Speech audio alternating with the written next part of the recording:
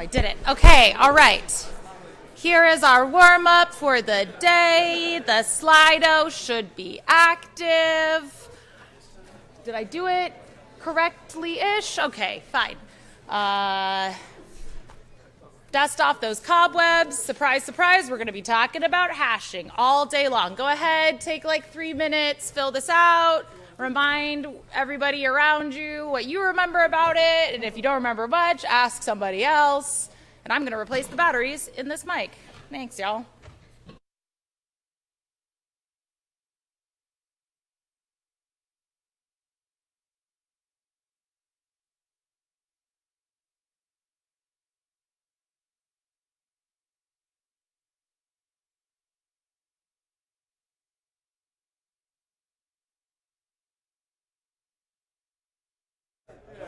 So I was running between jobs. I forgot to hide results, but I haven't confirmed this is the correct answer, but there's clearly a bit of a majority consensus.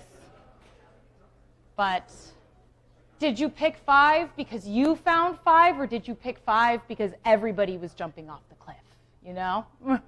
That's what my mom would say. My mom also used to definitely jump off cliffs for fun, so I don't know what she was talking about. Yeah. Yes. The course website doesn't have the slide deck. Can some wonderful human maybe help us out with that? Do you know where to find the slide deck? How about if you don't know how to put it on the website, could you make an ed post with it? Rahul, do you know where it is in my prep stuff? And maybe just throw it up on ed real quick. Thank you for calling that out. Okay, I'm not gonna lie, y'all. It's like I'm having one of those allergy days where like just this eye and just this side of my nose are just dripping, and this side is so dry. Why would they do that? It's rude. Also, I'm not gonna lie, I literally just like ran between multiple offices, so I'm sorry. This like 2-job lifestyle sometimes, y'all, it catches up with you. Okay, let's talk about this. So we are going to be talking all about hashing today, because today we are going to release Project 2, and guess what you're going to be asked to implement in Project 2?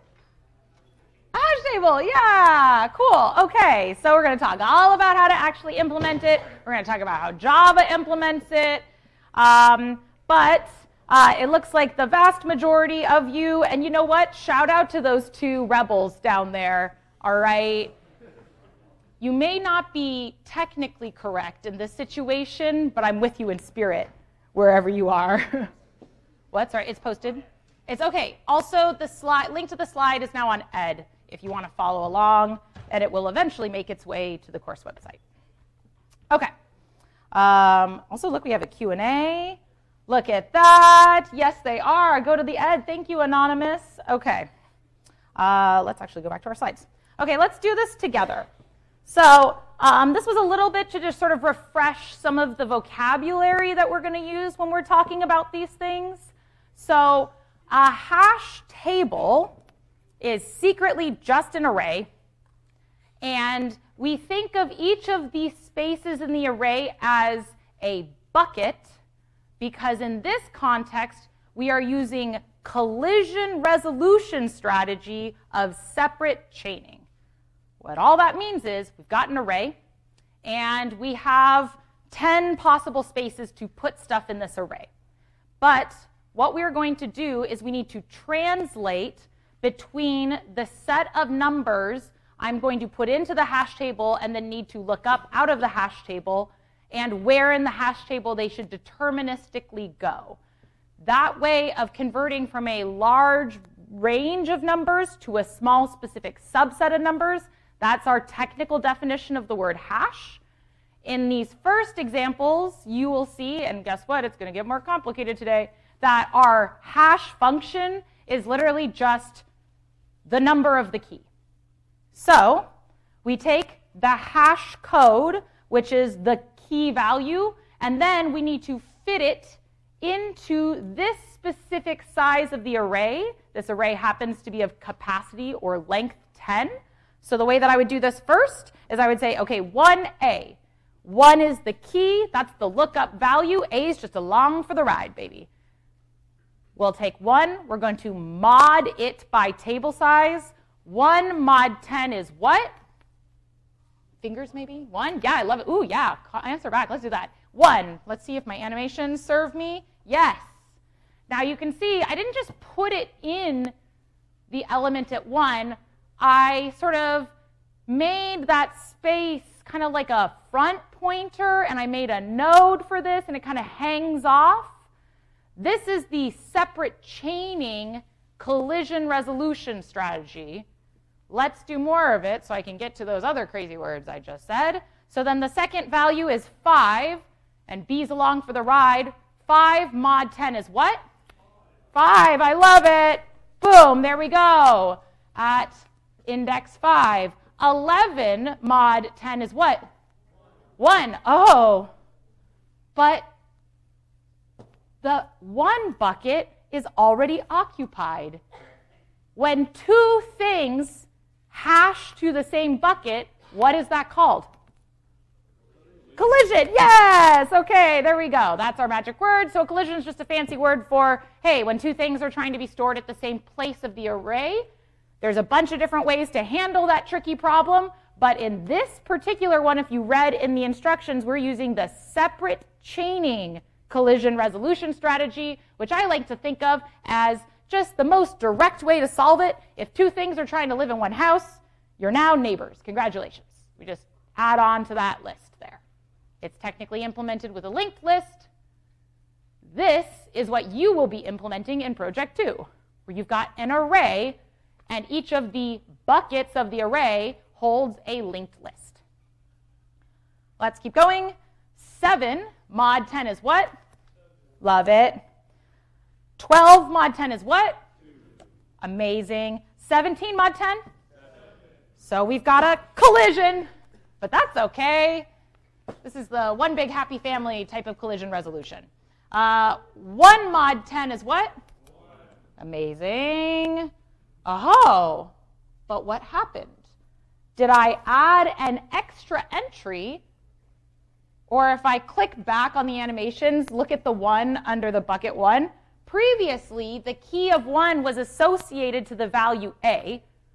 But after I called put on 1 comma G, I didn't add an extra value of 1. I just changed the value that is associated with the key of 1. A key thing to remember, that was an accidental pun, is that all key values must be unique. So if you call put with a key compared to another key, that would result in a true return from the equals method. So if I did 1.equals 1, I would get back true. And so the hash table is like, that's the same thing. If you give me a duplicate key, I will just replace the value with the new value you're giving me. I say this in this annoyingly slow way because it kind of happens like under the surface. So if you don't know you're intentionally giving a duplicate, you might accidentally overwrite something because this just happens by default. They assume you want to overwrite, and that is how you will implement it, but just something to keep in your mind. Any questions about that? Okay, and then finally we get to the one that the Slido was about. 25 mod 10 is what? 5. There we go. It goes into bucket 5. So shout out to the 98%.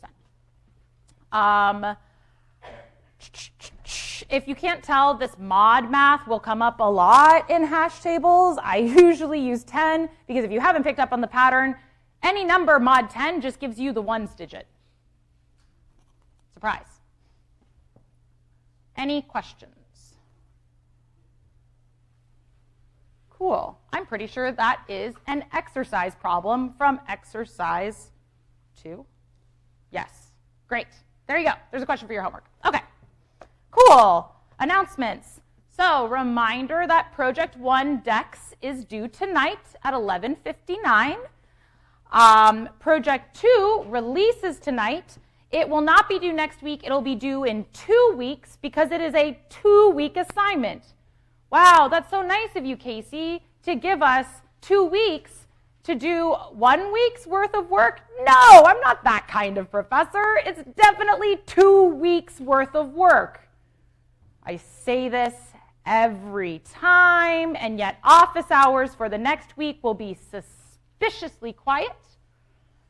And then office hours the week following will be outrageously busy. And so if you are the early bird, next week is the week to go to office hours and get all your questions answered, and you're all good to go. Not going to have such a good time the week following, even though I have a sneaky suspicion that the TAs will bail us all out because God bless them. They always seem to just know that we're not going to plan ahead and put some extra hours on the office hours calendar, but I'm not promising that. That's literally by the goodness of their heart. I do not ask them to do that.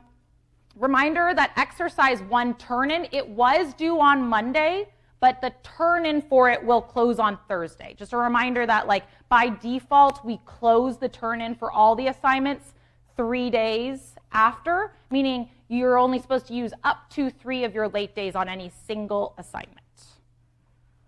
Mostly, especially for the exercises, because we got to, like, hand grade them, and so, we want to get you your grades back and stuff. And then, of course, reminder, exercise 2, that's out now, will be due on Monday. Does anyone have any course administrative questions at this time? Cool. I assume all of you spend all your time on this class's EdSTEM board. What else could you be doing with your time? And you saw my absolutely hilarious post about pair programming yesterday, even though I didn't pin it. But I will tell you that I posted in the EdSTEM a couple videos on how to approach pair programming. One of them is incredibly relevant and super helpful, and actually from a former client of mine who is a delight. And it sort of talks through why bother pair programming, how to go about it, what your thinking should be. And so if you're like, yeah, Casey, yeah, right, like we're not going to do that thing, we're going to divide and conquer, I will know, okay? I won't judge you for it, but you're eventually going to show up in my office hours and you're going to ask me a question about something, and I'm going to be like, well, what does this part of your code do? And then I'm going to see that sentence flash through your head that says, well, I don't know, my partner wrote that part. Or you could pair program and have a good time and extend your learning, but do right by you. Yeah. Okay, great. So let's dive back into our content for the day, because I got to make sure that I get you everything you need to write that actual project too. So did I click the, hang on. I'm going to click the actual half on. Oh, no, it is half on. Okay. All right, so this is where we left off. We have now met something called a hash table. We have each of these buckets. Each of these buckets holds a linked list. And this is called a separate chaining hash table. Here's some code to find contains key. That's pretty much like what we're obsessed with when it comes to hash tables, is like find where the key goes, find if the key's in the set, tell me if there's a duplicate key in the set, replace the key with this key. It's all the same code. That's just look up where this key goes in the hash table. The code all essentially runs in the same time. And because we're so obsessed with it, you're going to see I'm pretty much just going to start dropping that extra like value. You know how in the warm-up I had like 1 comma A. Just imagine each of these boxes has a little value associated with it. It just like takes up all of my slide space. So these are still key value pairs, but for our implementation purposes, we pretty much only care about the key. The key is what determines where in the hash table it is. It's what you get out. It's what you search for. All of that good stuff. Question? So does each node, is each node going to put the value and the original key? Yes, thank you. Good clarifying question. So even though I only drew 1 number here, you can imagine that these nodes have multiple fields, and one field is key, and it's this number, and then there's another field that I didn't show, which is value, and like, I don't know, maybe this is like int to strings, or like int to student objects, or like, I don't know, maybe it's like int to array. I don't know, you could have anything as the value, but that's not what we're searching for organizing by, so it sort of like isn't interesting for our conversation at least. Cool. So I think we left off at the very end of last lecture with this sort of are there different possible states of the data, or are there different cases in which this particular data structure might have different runtimes? Does anybody remember what the best case number of collisions is? Like the ideal, most performant, best case? Yeah. 0 collisions. That's the best. So now if we sort of flip to the other side, what is the worst case number of collisions? Yeah. N number of collisions. If I have n collisions in this current design of the array, okay, great. This is what we would have. We would have this really sad array where we've got all of this nice open space and one bucket with just a linked list hanging off of it.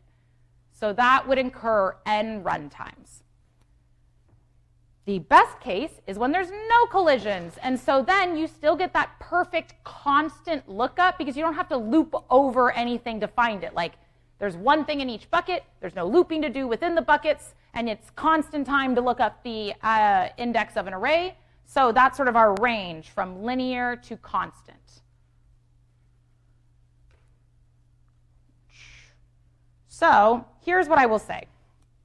A lot of people will say, Casey, why do you even bother telling us that there could be a worst case linear runtime in a hash table? Because almost every other human that you speak to after this course will forget that even is a possibility because it is so gosh darn rare a possibility. But it's important for you to know it because we're going to be implementing a hash table. So your goal when implementing the hash table is to prevent that linear runtime. So you're trying to preserve the constant runtime, you're trying to prevent the linear one, and I'm going to spend the rest of lecture talking about how you implement a hash table to do so. But let's say you're using Java's hash table or someone else's hash table, and they, have taken 373 and take Casey's advice and stuff. It is almost impossible that you will get an actual linear runtime, so much so that if you're in an interview and they will say something like, oh, what's the worst case, big O? You should say constant. People just think of hash tables as constant lookup, constant put. But we need to know what we're trying to avoid. So that's what I'm going to talk about. Okay, so how do we reduce collision? So hopefully you agree with me at this point now that the thing that tarnishes the perfect child that is our constant lookup data structure hash tables is anytime there's a collision. Anytime there's a collision, we get one little step further away from our perfect runtime. So one thing that we need to think about is how many buckets we are providing for our values that we are hashing.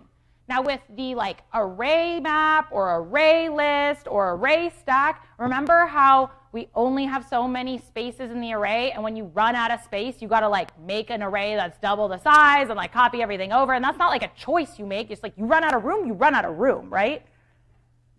With separate chaining, each of our buckets can be as big as we want them to be. So there's no forcing function to resize. Instead, it now becomes a design decision for you, the implementer, when is the appropriate time to resize. Because here's my sort of thought problem for you. Let's say we were looking at the same sort of hash table from the warm-up, says that same 10 buckets, but now instead of the 7 entries I gave it, what if there were 100 entries? What do we think that would do to the runtime? Are we ever going to get constant lookup in that scenario, for example? Yeah, I'm seeing some shaking heads. I know people are it kind of depends. Maybe they're all accidentally hashing to that one bucket again. We don't know exactly where they're going to hash. But in this scenario, if I have 100 items and only 10 buckets, the chances that I have more than one thing in a bucket are extremely high. So, even though I'm not forced to, I want to resize so that I avoid that scenario. picking the right size hash table to match my data is going to be very important, because if I don't resize quick enough, I'm probably going to start to grow those linked lists too long, and I'm going to get further away from that constant runtime. So, assuming an even distribution of hash codes, like there's not some weird, like accidentally everything's hashing to the same thing. Like let's say it's just sort of like, there's a nice, like they're all kind of being put at different indices. The way that you might think of the runtime of this is sort of like however many pairs there are divided by how many buckets there are, because that might give you sort of an average of how long each of those linked lists would be.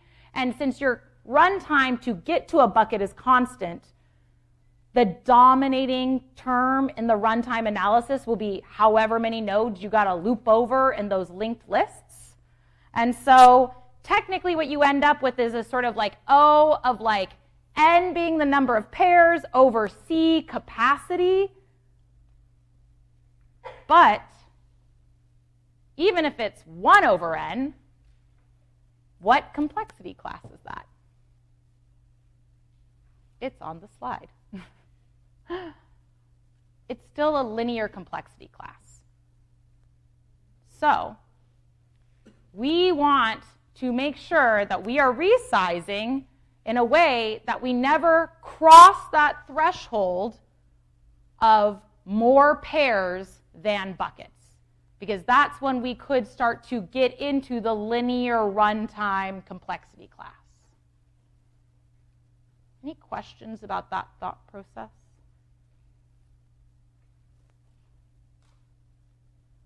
So, if we resize, let's say we resize when we have the same number of inputs as the capacity, meaning like the moment you start to get to that like N over C equaling 1, we want to resize before that. We want to resize before we ever enter into that sort of linear complexity class.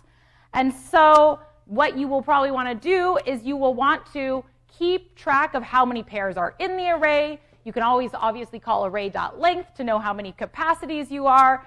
And once you get to that sort of like 1, N divided by capacity, that's when you resize, just like we've been doing with the other like underlying array data structures, where you like make a new array and you want to make a pretty big one, so you make it like about double the size, and then you copy everything over. But remember when we first put these values into the array, how the first thing we did was mod them by table size?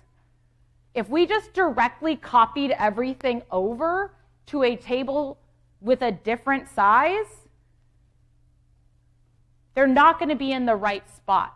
So instead of just copying directly, like index 0 to index 0, what you're going to do is when you make that new array of double the size, you're going to get a new hash code for each item, because remember, it's always sort of dependent on the size of the array. So you got to rerun the like, give me the hash code, mod it by the new table size. That's going to be the act of redistributing your values, which is exactly what you're trying to do, right? Like the old size array was getting kind of cramped. You upgraded your house size, you want to spread out, you got to rehash all the values. You will forget. You will forget to rehash the values during your homework assignment. It's okay. And then you'll be like, I'm forgetting something. Why is this so weird? And you'll be like, oh yeah, Casey got really weird and militant when she said you'll forget to rehash when you resize. Here's a fun pro tip. This is not required, but a fun pro tip is, if you think about it too, modding by table size is another way to sort of think about how you distribute the values across your hash table. And so if you have a table size that has a lot of divisors, you might have a lot more collisions. But the beauty of math is that there are these things called prime numbers. And prime numbers don't have any divisors. Other themselves are 1. So you will find that in a lot of hash table calculations, we try to sneak in a prime number here and there just to further eliminate the collisions. And so my pro tip for you is, when you double the size of the array, like double it and then like actually make the array like the next closest prime number from double the previous size. It'll cause a little fewer collisions when you rehash. Yeah, question in the back? Yeah. So basically, after you resize, you must create a new hash function. So you are going to, and this is like kind of a confusing thing when we're using ints. I promise this will make a little more sense in the later half of the lecture.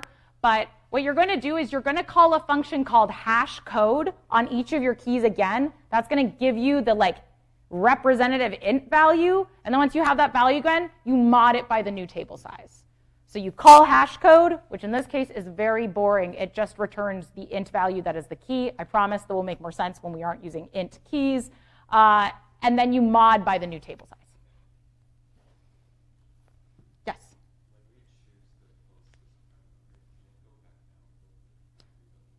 It could, okay, so the question was, can you like, when you're picking the next closest prime number, could you do the one like just under twice the size? I mean, yeah, chances are like that's not gonna like dramatically change the thing, but you know, your kind of intention is that you're getting cramped and you're trying to spread out. So remember, like, we're maybe eating a little bit of extra memory space, but I'd rather eat extra memory space than ever tarnish my beautiful like constant time lookup. So I say err on the side of bigger than too small. Again, erring on the side of fewer collisions, more space to spread out. Yeah, like so you could do like oh my gosh, okay, also I told you all I was bad at math, and this is a moment. I could not tell you the first however many prime numbers. But let's say you have a hash table with, is 7 a prime number? Yes. Okay, let's say you have a hash table of size 7, and so double 7 is 14. Please, dear God, somebody, what is the next closest prime number to 14? 17. Wow, do you all just know that? Great, so 17 is your answer. Cool, I believe you. Wonderful. I would write code. I would write code to figure it out. I'd put it in my graphing calculator. I don't know. Any other questions on that piece? Cool. Okay.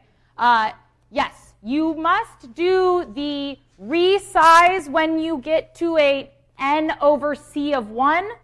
That's called the load factor. I'm going to show you a bunch of gross Greek symbols about that. And you must, when you resize, rehash.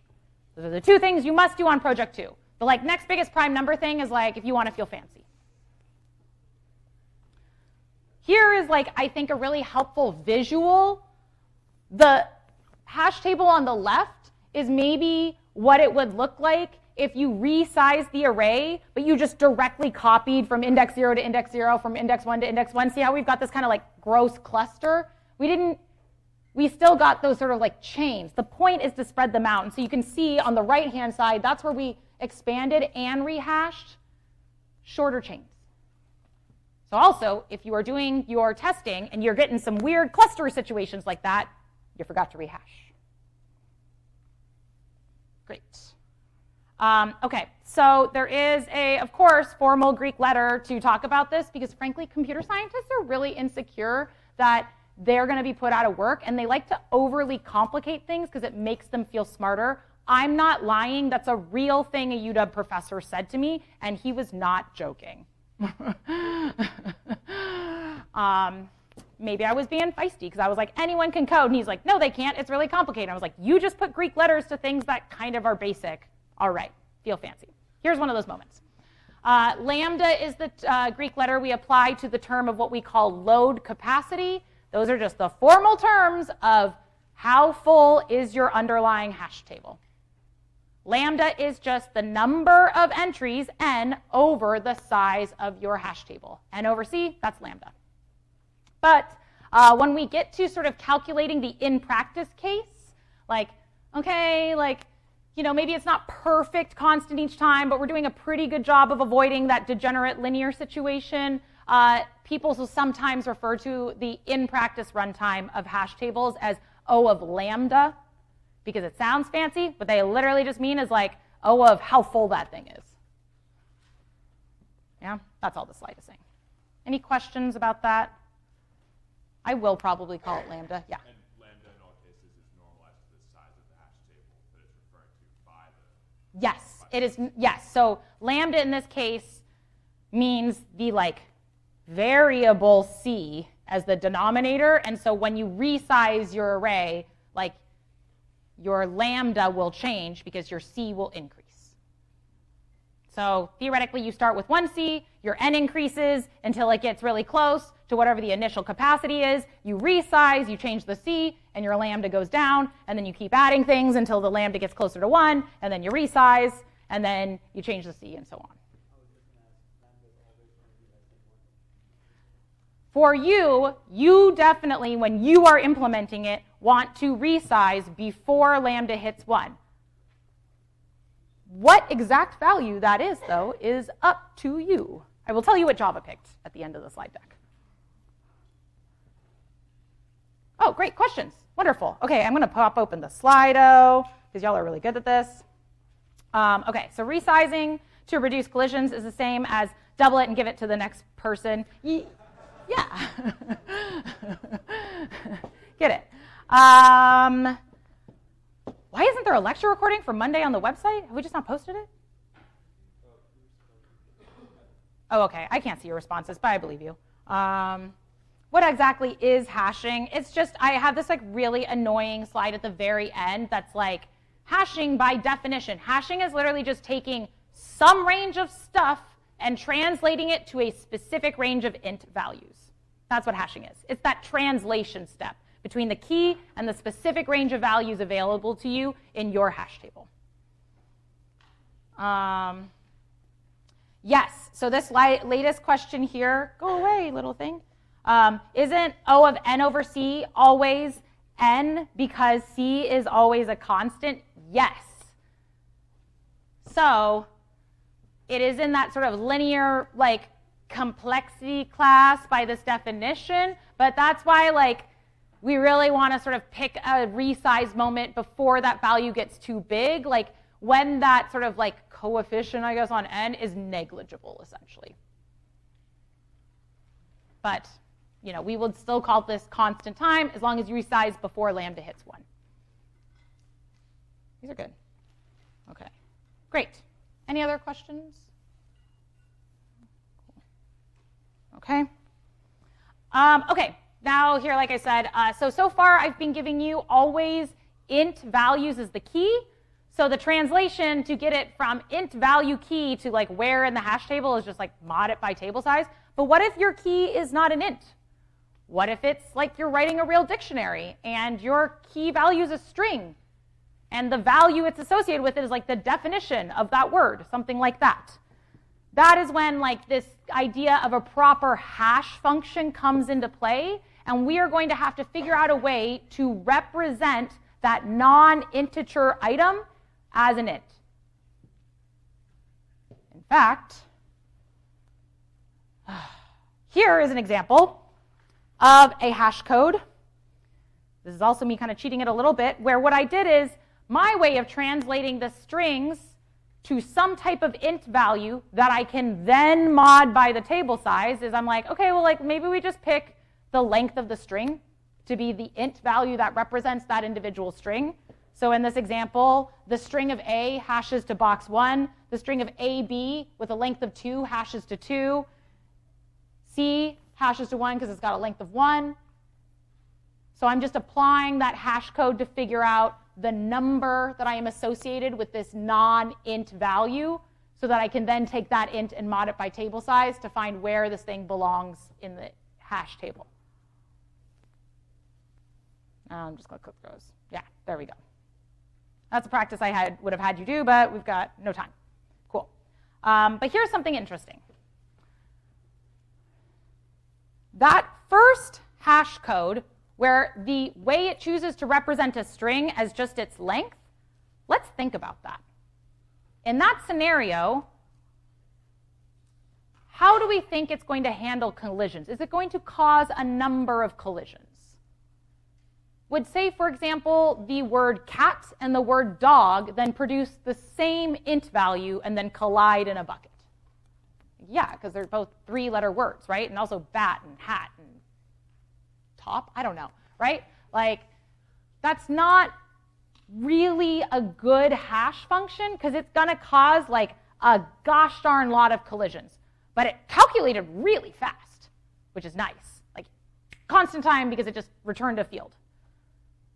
And so now, as designers, we will again play this trade-off where we want to write this method, hash code, that takes whatever beautifully complicated object you have and translates it to an int value, but does so in a way that is deterministic, like it definitely represents that value, so you get the same value back every time you pass that thing into it, that it produces like a pretty wide range of numbers. We want to reduce collisions, but also every time you call get, every time you call put, every time you call contains key, I'm calling this function because this is the function that tells me where in the array to find the thing. So this function gets called so much, it's really important that we make it efficient. And you can actually sort of like keep it within constant lookup time, but still have it like running really slow if in the background you're running this like super complicated hash function to produce these really fancy numbers. Yeah, question. So in the previous hash function you went over, is there like a way, so you can't like really rehash this, right? Yeah, this one's like, I'm kind of lying to you. Actually, this is a warm-up that I sort of should have adopted more. Because see how it's got mod array length inside the hash code? So it's not resizing. This is not a correct hash function. This is mostly for your brains to see non-int hash numbers. These are correct ones where it's just returning the representative number. That's what the hash code function does. And then you, as the hash table implementer, it's up to you to mod that by table size because table size is going to be changing, right? So every time you get, the first thing you do is you're like, give me that key, give me the hash code for it, and then mod it by the current size of that table. So this second hash code function, we take in the string input, we loop over every character C, we cast each of those characters to their int value, which is like their ASCII value in some table, and we sum it up. So now it's like taking into account like each of the individual letters. So for implementation 2, would the word cat and the word dog produce the same hash code? No. But would the word tac and cat, T-A-C and C-A-T, would they produce the same hash code? So we're probably still going to get some amount of collisions. But the runtime of this, it's not based on n, it's based on like how long the string is, which is like a variable we're not including in our runtime right now, so it's like still pretty efficient. But, okay, there we go. It's still really fast, but like we've still got some collisions. We're not like making it super complicated. It's not super specific to that string. This implementation 3 is doing so much.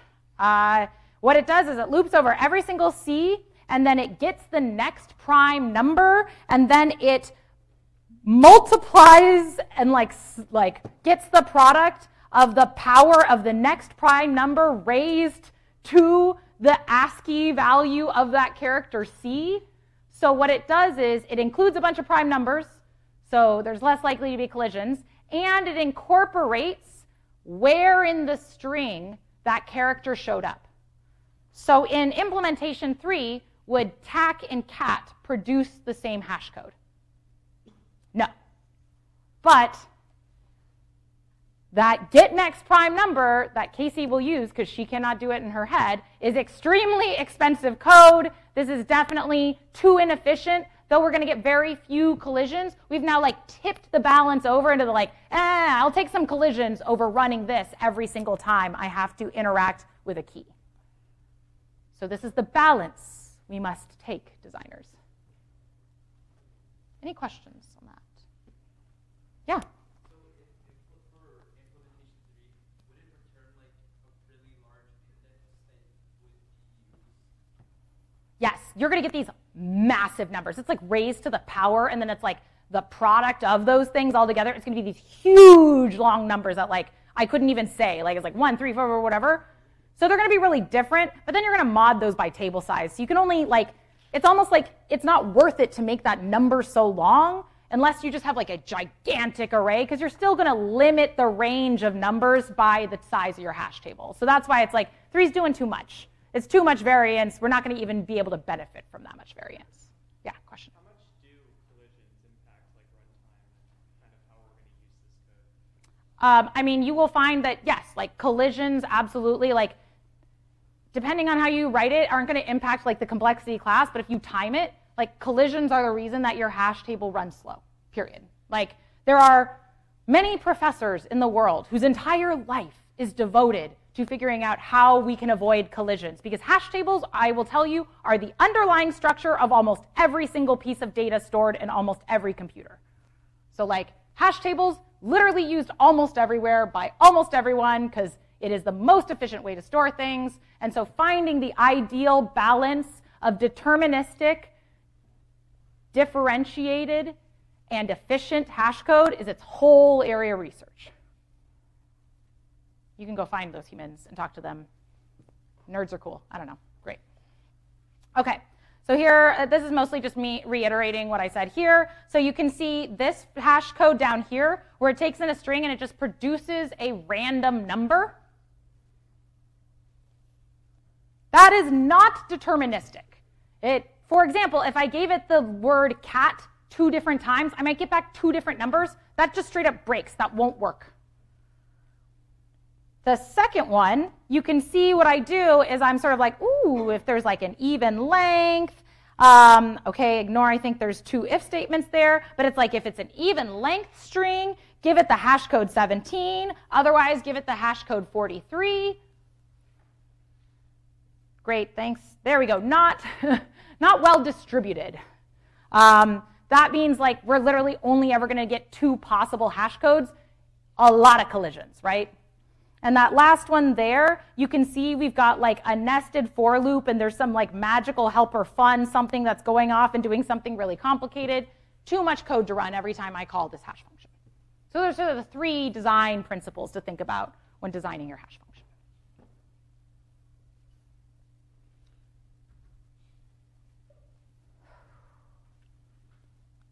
Okay, I guess, yes, we are going to do this practice problem. It'll be the last thing we do today because you have a problem almost like this on your exercise, and that feels like the fair thing to do to all of you. So it is 4:17. Take 2 minutes. Look very closely at these 2 possible hash codes and tell me which one will produce more collisions. You've got like 90 seconds. Go.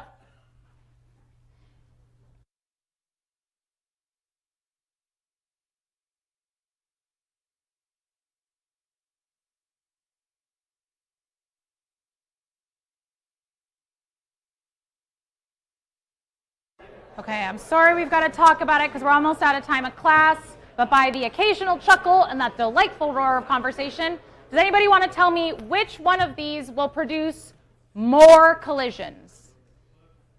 Yeah. I think that the first one would produce more because there's only 5 possible answers. Aha! How mean! A trick question. Look at all that work that you did, and then we threw it all away because we limited the possible outputs to only 5 numbers. So the answer is hash code 1 will produce more collisions because of that stupid mod 5 there. But if you took that away, then the other one would produce more collisions. I will never give you a trick question on an exam, but I thought this was cute for lecture, okay? Thanks so much, everybody. Come back on Friday. Guess what? We're going to do more hashing, as it turns out. Thanks so much, everyone.